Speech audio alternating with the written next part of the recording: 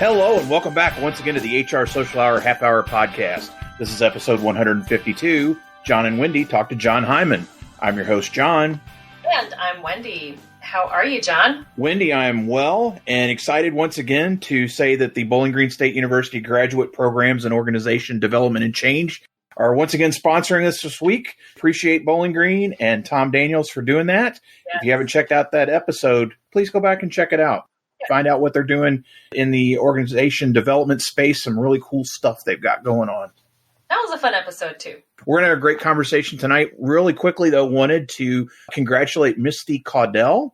Ooh. Misty won the copy of Angela Champ's The Squiggly Line Career for sharing that episode.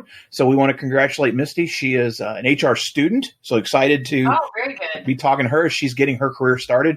Wendy, we have another book coming soon that's out. Lori Rudiman, who was with us for episode 150.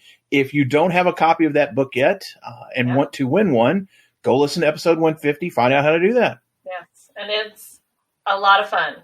Started reading it this weekend, so it's a fun. It's not really HR. It's more, a fun career book, I guess.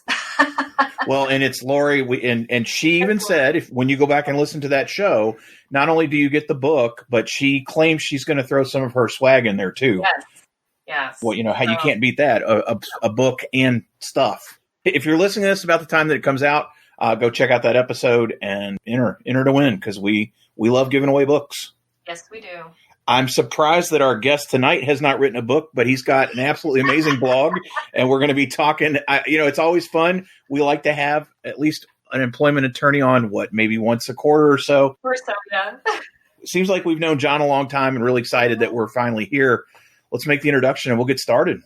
Yes. So excited to welcome Jon Hyman to the show tonight. With tongue planted firmly in cheek, attorney Jon Hyman refers to himself as the master of workplace schadenfreude.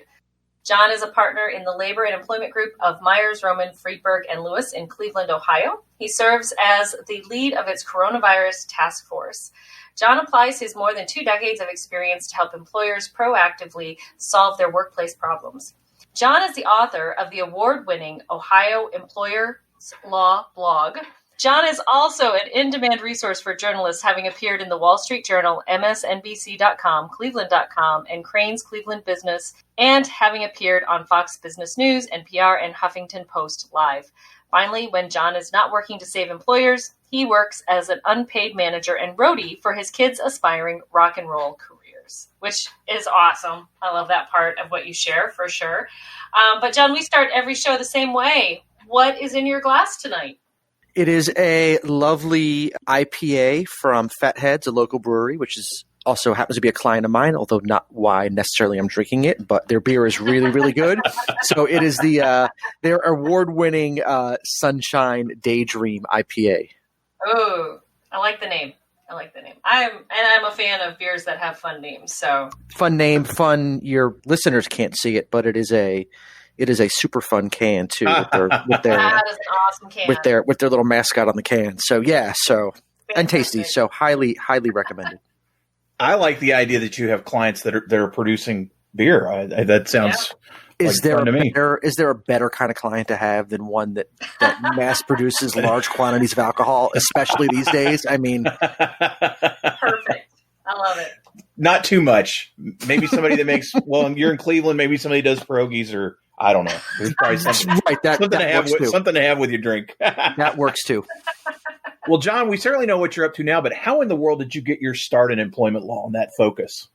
That's a good question. I mean, it's something I've probably always naturally gravitated to. I remember as a kid, both my parents were school teachers. I remember walking the picket lines with my parents when they were on strike back in the late 70s, early mid 80s, where teacher strikes seems to happen every, 2 to 3 years when a contract would come up. And so I have vivid memories of walking picket lines with my parents when they were out on strike. So it's always something that's interested me. And then I, of course, now have gravitated to the other side as representing management, not the employees and not labor, but it's always the classes that pulled me the most in law school. It was really coming out of law school. It was kind of the only thing I could really see myself doing with my degree. I think aside from sleeping, we all probably spend the most part of our days at our jobs, and so it's kind of what consumes us the most in our lives. And so to me, it's the kind of interpersonal nature of kind of what makes people tick and what makes workplaces work for employers has always been really interesting to me. So that's kind of how I get into what I'm doing. We all have that growing up with teacher parents experience, which is always interesting on that side of things. Jon, you have a fantastic series on your blog, the Worst Employer Award, which is very popular. And you were on our second favorite podcast of Hostile Work Environment talking about it. So tell us a little bit about what led to the creation of this award and who was the winner or loser for 2020? Yeah, loser for sure. So it's funny. So people always ask, you're a management side lawyer, these worst employer posts, you're bashing employers. It really seems to lean more towards like the employee side of things. Why do you do this? And I think there's a lot that employers can learn from employers that do things very, very badly. When I started the series back in 2017, I kind of got the idea from I had a series of posts where I was constantly saying this employer did this wrong and you should do this differently, or they could have done this better or whatever. And I thought, well, let's just kind of throw these all in the hat at the end of the year and see who people think was the worst of the bunch. And so that's how it kind of got started. I mean, you're right. It is a pretty popular series of posts. So I've run with it over the past few years. And it culminates in a nice, neat little survey poll at the end of the year. And I have a nice little fake trophy to give out. And for 2020, I actually broke the nominees and the voting into two categories since COVID is kind of all consuming. And it has been since March. I thought it was unfair to lump the COVID employers into the in with all of the just regular old crappy employers. So I broke it up into two different categories for 2020. I had the COVID worst employer and the regular old worst employer. For the regular old worst employer, it was a husband and wife who were arrested for human trafficking. They had brought someone over from India and ostensibly for a job, and they ended up locking him in the storage closet. He slept on a concrete floor. He drank out of a sink. He peed in the mop bucket. They were the unceremonious losers for 2020 in in a runaway, very deservingly so. In the COVID category, I thought for sure that Tyson Foods was going to win. Their managers had set up like a betting pool for which of their employees were going to get to come down sick with COVID. As it was running rampant through the workforce, they had, out of their 3,000 employees in this pork processing facility in Iowa, they had over 1,000 actually get COVID. 5 died from the virus. And the managers decided to set up a betting pool over which of their employees would be the ones getting sick. Like super callous, just awful. And I thought for sure they were going to win. They didn't. They came in second. The winner was a company that fired a mom who was working from home because her 1 and 4-year-olds kept interrupting her on her Zoom calls with her boss. That was the winner. I think so. Loser. I think that's something. I think that's something we can all relate to these days. I've been working from home. March 13 was my last day in the office. I've had innumerable Zoom calls. My kids are thankfully back in school. They've been back in school since August, in person 5 days a week. Thank God, for everybody. It's great for them. It's great for them. I think kids belong in school. It's where they learn best. So it's good for them that they're in school. But from March until August, they were home. We have 2 dogs. They were home. My wife and I are both working from home. So it was a full house for a while. And dogs bark, and I'm surprised one hasn't barked yet since we've been recording tonight, but dogs bark and, kids need stuff. And even though mine are 12 and 14 and are self-sufficient, they still need things and, happens. And so I think we all should learn to be, and I think that's what resonated with people and why that, I think, really struck a chord with folks, because clients are understanding. I've never had a client in 10 months complain that there was a noise in the background. Like, clients are understanding. I think for the most part, employers should be understanding, and those that aren't, I think that's why that particular story resonated with people. I've been fortunate. 2 kids, 2 dogs, and only once, actually this morning, the dogs barked in the middle of, as I was trying to talk, and I had to excuse myself and go put the dog outside because I couldn't talk over the bark. early on in the pandemic, I was on a conference call, a Zoom call with, I think there was a half dozen CEOs of companies on the phone. And it was at that moment that I have a 1-year-old and an 8-year-old dog. And the 1-year-old decided to try and take the 8-year-old's prize toy. And the 8-year-old, I mean, she went at him. She had him pinned to the ground, like ripping at his throat, growling. And she's not they're sweethearts, not an aggressive dog. And I'm like, all right, I got to put y'all on hold because I think one of my dogs is about to murder the other one. And so I stepped away for a minute and I got back on and I'm like, I am so sorry. Like this never happens. And they were like, oh my God, we've all been stuck at home for months. That's like the most exciting thing we've had happen on a call in forever. Thank you so much. We need a little levity in our lives. Yeah, a little dog fighting in the background. I've heard anybody, I guess, except maybe the dogs. So, Jon, we're only 3 weeks into the year, and I know you've already started posting potential losers/winners. Do you think you're going to have the 2 separate categories again this year? I think so. COVID's not really going anywhere. I think we're going to be living with COVID for most of 2021. So I imagine that we will continue to get more stories of bad COVID employers or employers that did some bad things related to the virus to their employees. So I think so. I will tell you, though, that I posted 2 nominees so far for 2021, both non-COVID stories. The one I posted this week, which was the DC public school system, which denied maternity leave to a teacher after she had delivered a stillborn baby, I think is going to be really hard to beat at the end of the year. That is just, again, in terms of, A, it's just awful. And just B, I think those are in doing this now for the 5th year, those are the kind of stories that resonate with people.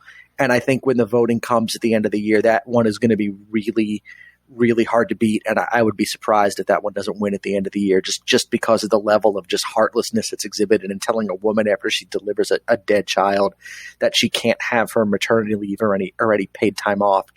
That one's going to be hard to beat. Beyond COVID, as you sit in your seat and as you work with all your clients, what do you think is going to be the biggest challenge for employers in 2021 from an employment law perspective? And then what would you suggest HR pros do to prepare? I think the biggest challenge is going to just be with the turnover we're going to experience. I guess by the time this airs, we will have experienced in DC with Joe Biden coming in. We will have for the first time in a long time a Democratic president and then Democratic Congress and Democratic Senate. And so there is going to be some real employee-friendly changes that are going to happen on the federal level. And I think that employers are going to get whiplash trying to, spin around, trying to keep up with all the new laws that are going to come in. So we've already seen Biden unveil his kind of COVID legislative plan for his first 100 days. And we see, talk of a $15 minimum wage and talk of at least a temporary COVID OSHA standard for workplace safety surrounding the pandemic, which there isn't one currently. And then talk of expansion of paid family leave. I think we'll see a more aggressive push for paid family leave in President Biden's term, which is something that we sorely need in this country anyway, since we're, I think, the only industrialized country in the world that doesn't offer paid leave to employees. When countries like Iran and Afghanistan do something better for their employees than we're doing something really, really, really wrong. But I think that's going to get fixed. Things like civil rights legislation, I think doing some things to codify some already existing rights for the LGBTQ community. I think some equal pay stuff, labor relations. There's going to be a lot. And it's going to be imperative for HR to keep up with it all because I think it's all going to come at employers pretty quickly. I think not knowing what the midterm elections will bring in 2022, I think there's going to be a push to get a lot of stuff done, assuming there's time to get it done with COVID is really kind of being all consuming. But assuming there's time to get it done, there's going to be a big push in the next 2 years to get as much of this stuff out there and passed as possible. In terms of what to do to keep abreast of all this stuff, I appreciate the plug for my blog at the lead. But I write about this stuff 5 days a week. There is a robust community of employment law and HR bloggers out there that write about these things daily, weekly, what have you. And so I would just encourage people, we used to have, these like law firm newsletters that would get pushed out like every month or every 2 months that would give businesses like the updates of this is what has happened in the last 2 months. Now these updates come at you daily through, RSS feeds and Twitter and LinkedIn. And I would assume if people listen to a podcast, they're probably also reading blogs and are reading tweets and are on LinkedIn and other places. But that's really where the best information is to stay abreast of this stuff. I think that's key, is just keeping on top of it. Because like you said, I think you're right. I think it's going to come fast. Yeah, I'm going to be real busy for the next, for the next 24 months, which is awesome. I got, school tuition to pay and, mortgages and, other things. And so we like taking vacations when we can travel again. And so we like being busy. We don't mind. Well, one of our new features is we are asking guests of the show to help us ask questions of our upcoming guests. And the fun part is they don't know who's coming next. And you actually get a question from Kirsten Greggs. Her question is, how involved do you think HR practitioners should be in political conversations at work?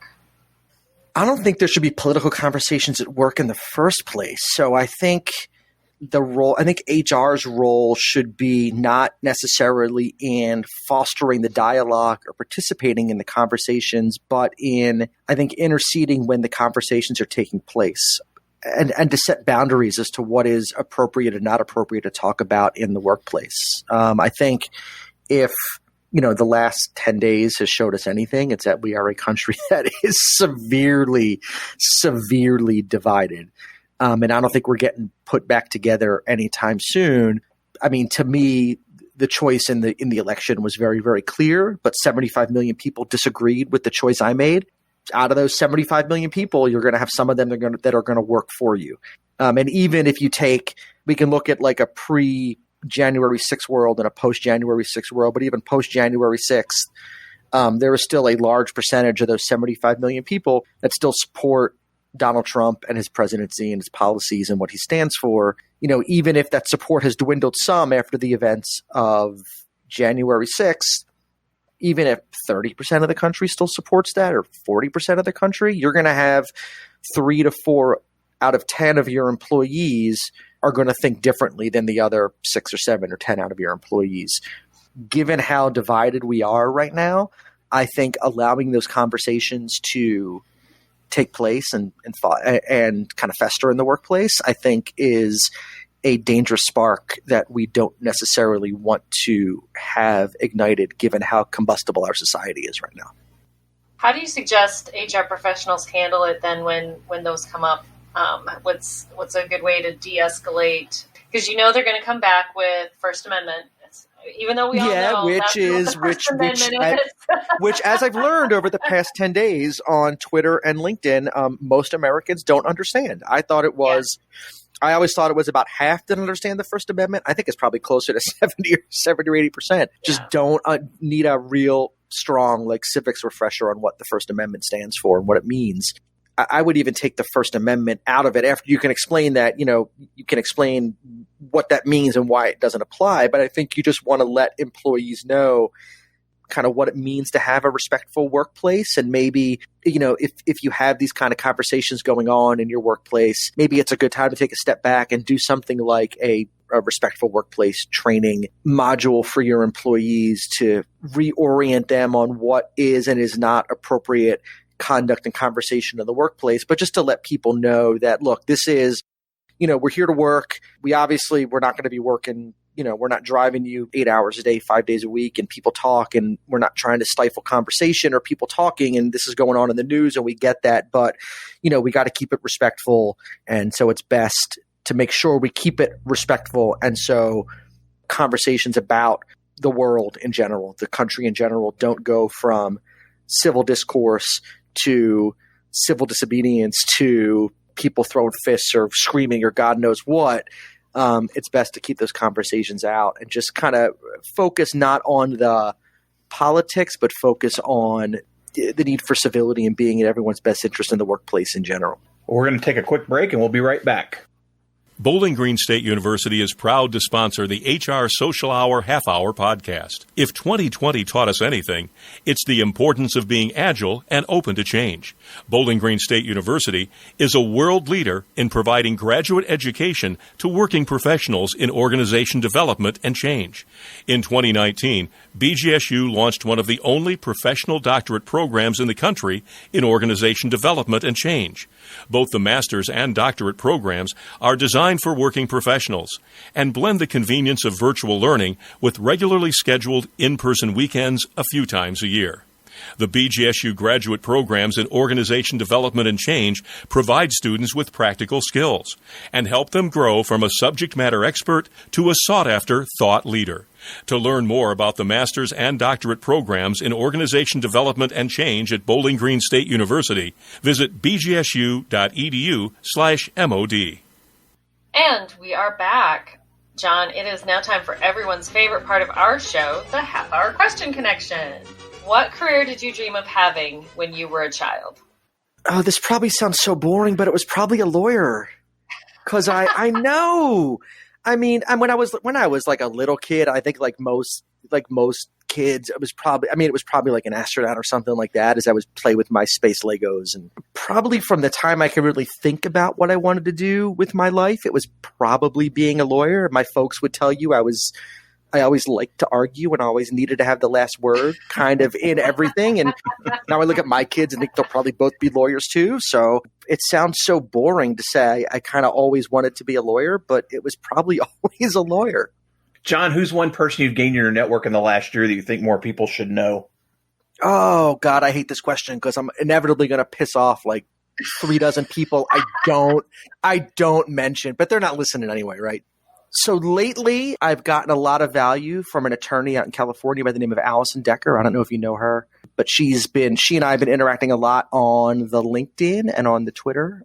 I find that I'm getting a lot of, because I've been posting a lot lately against, maybe not against my better judgment, but I just feel that what's going on in the country is too important to ignore. So I've been writing a lot, particularly on Twitter, but some on LinkedIn too and on my blog about just politics and what's been going on. And so I have found that I've gotten some nice connections from people with kind of like-minded political philosophies, I guess, for lack of a better description. And so she and I have been kind of back and forthing a lot lately and I've picked up a lot of value from her. Jon, how do you maintain balance? I decided a long time ago that I was going to stop chasing dollars and made the decision to trade dollars for time. In my world, right, everything is the billable hour. Everything, your value can be defined by how many hours a day, a week, a month you work, you bill.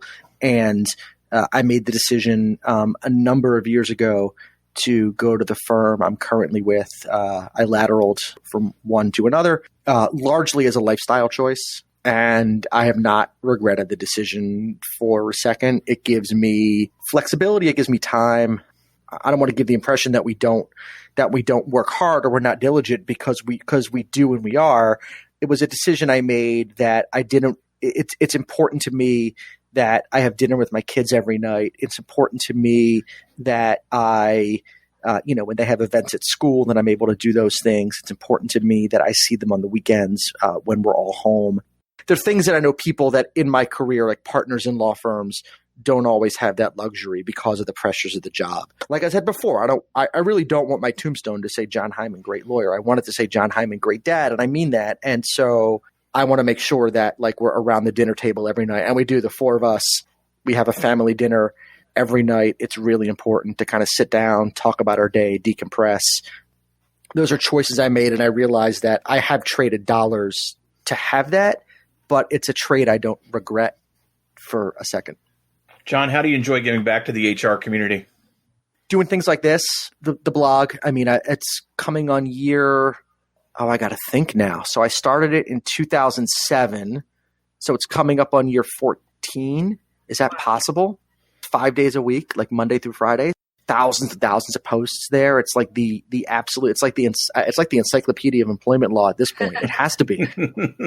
Like I do a ton of webinars, and I used to like to go out and speak in person. We don't do those things anymore. Now they're all by Zoom. But I've been doing a ton of those, as I've always done a ton of those. This year they've all been like COVID focused. But I do a ton of speaking as well. Typically I don't charge for that stuff. I just go and do it because it is a give back to the community. And I think you said before, like how should HR folks keep up to date on what's going on? And if people like me aren't out there making these resources available, they won't be able to. And then businesses suffer, employees suffer. And so that's my give back to the community. Jon, what's your favorite movie? The Sure Thing. Do you know The Sure Thing? It's the John Cusack movie? John Cusack. Yeah. Oh, yeah.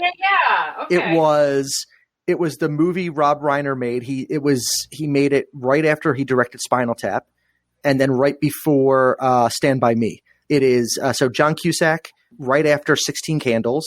I totally forgot he was in 16 Candles. We're doing this thing with my kids now where we're running through 80s movies. And so I forgot he was in 16 Candles, as was Joan, his sister, most famously, right, Woody, the cowgirl from the Toy Story movies. So I forgot she was in it as well. But what I also forgot, and it might be because I've only ever seen 16 Candles on basic cable, maybe, aside from when we rented it on Amazon on Saturday night, was that there are boobs in the movie. And I either never knew that because I had only ever watched it on like TBS, or I had just forgotten it. But my 12-year-old noticed for sure when Rob Reiner directed, John Cusack, Daphne Zuniga, right before she made Spaceballs, and then she later went on, right, Melrose was most famous for being on Melrose Place, and then Anthony Edwards. In between, it was his movie in between Revenge of the Nerds and then Top Gun.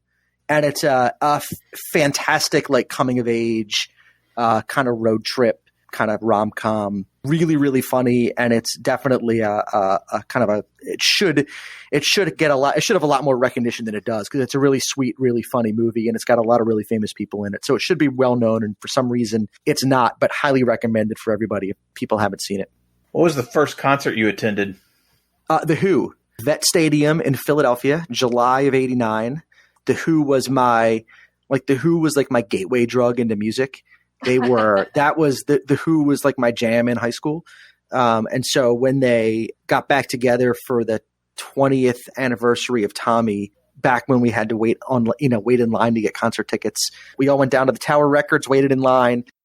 It was like the summer in between my junior and senior year in high school. We did The Who, we saw Paul McCartney, we saw David Bowie, we saw Tom Petty. I mean, it was Eric Clapton. Like, it was a run of people that I am so glad I was able to see. Now McCartney still tours, but obviously Eric Clapton hasn't toured in forever. Tom Petty and David Bowie, unfortunately, are gone. The Who still tours, but it's like half the Who. It's like just like the W and like the top half of the H at this point. And even when I saw him, like, I would have, right, like there was no Keith Moon then. But yeah, they played 3.5 hours, no breaks, no nothing.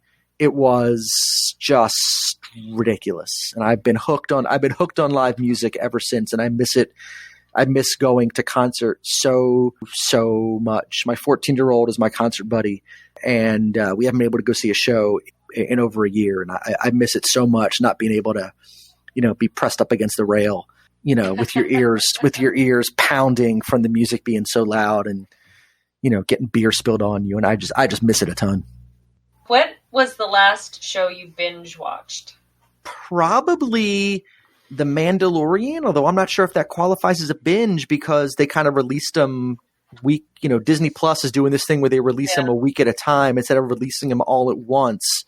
But that was my 12-year-old and me. That was our Friday night ritual, would be sitting down to watch the new episode drop of The Mandalorian. And my wife and I we're both in the middle of binging both Schitt's Creek and Ted Lasso, which are both just. I'm finding it hard to watch serious stuff these days. I think there's so much serious stuff going on in the world. People have recommended Ozark, and I tried, and it's just too grim right now. I need like light and airy stuff. I don't want to watch serious, grim, depressing, violent stuff. You get enough of that. I can put on CNN for that. I want to watch, I want to laugh. So yeah, so Schitt's Creek and Ted Lasso is what we're in the middle of right now. What's a hobby or a thing, something you like to do that may surprise people? My COVID hobby has been picking up woodworking. A year ago, I would have told you I was the least handy person on the planet. And if I would have told you I was going to take pieces of wood and build something out of it, I would have thought I would have told you with like 8 fingers. Like I would have thought for sure there'd be like screws sticking out of the palm of my hand and like missing 2 fingers and whatever. But no, we so far we built a doghouse, which turned out pretty good for a first effort. We went from the doghouse to we built deck chairs. We built the original deck that's on our house. My wife and I built that 13 years ago, and it almost divorced us. We didn't talk for like 2 months after we were done. And we said after that we were swearing off doing big projects together. And we waited about 13 years. Then we did the doghouse, which worked well. Then we moved on to chairs, which was our anniversary gift to each other. We built deck. We just had our deck added on to, not by us, but we actually hired someone to do it this time. For furniture for the deck, we built a pair of chairs. All right. Well, finally, Jon, if you could ask the next guest of the podcast any question, what would you ask them? I thought long and hard about this. I think the question that I would want to know from your next guest is I'd want to know how they're surviving the revolution. I have, as I said before, our country, I think, is at a dangerous place. I think what we saw on the 6th is probably the beginning of something and not the end of something. And if I'm putting on my Karnak hat, I think it's probably going to get a lot worse before it gets better. And so they can interpret the question any way they want, but I'd want to know how they're surviving the revolution. Jon, it's a very interesting question. As Wendy said last week, we're glad we don't have to answer it. Yes. You never know. That's why we ask for their guests. It has been just tremendous to be able to get to spend this time together with you. Again, always appreciate your insights. For those that are listening that don't know you, which I can't imagine is the case, but if they don't, what's the best way for them to reach you out there? Best way is probably through the blog itself. So if you go to ohioemployerlawblog.com or coronaviruslaw.blog, they both go to the same place. That has all of all the social links. So you'll find my Twitter, which is at Jon Hyman, JonHyman. You'll find my LinkedIn, Jonathan Hyman, because someone stole Jon Hyman from me on LinkedIn before I could get onto LinkedIn to take it. I think it's a doctor in New Jersey, I think, is Jon Hyman on LinkedIn. I have a Facebook page. The blog is a Facebook page as well. Instagram, which is like mostly pictures of my dogs and my kids. But I think I think even from a business perspective, I think it's important to put like a real face on the person. So that's there too. But it's all linked there. But the best way to find it all is through the blog itself, ohioemployerlawblog.com. We'll have that in the show notes. And Wendy, how about you? Best way for the listeners to reach you out there? Best way is on my blog, mydailyjourney.com, daily D as in dog, AILEY. And of course, the second and fourth Sunday of each month, you will find me on Twitter at 7 p.m. Eastern Time as part of our twice monthly Twitter chat. How about you, Jon? Once again, I want to thank Bowling Green State University Graduate Programs in Organization Development and Change for sponsoring the episode. And as for me, JonThurman.com for all things Jon Thurman, and for the show, HR Social Hour Podcast.podbean.com. Listen and share. That's all we ask. International listeners, you know what we're going to ask. We want to talk. We want to get you into this conversation just like we did with Jon tonight. And if we haven't reached out to you, please reach out to us. Jon, thanks again for joining us. And so for the HR Social Hour Half Hour Podcast, I'm Jon. And I'm Wendy. And as always, be sure to connect, give back, and network. Take care, everybody. We'll see you soon.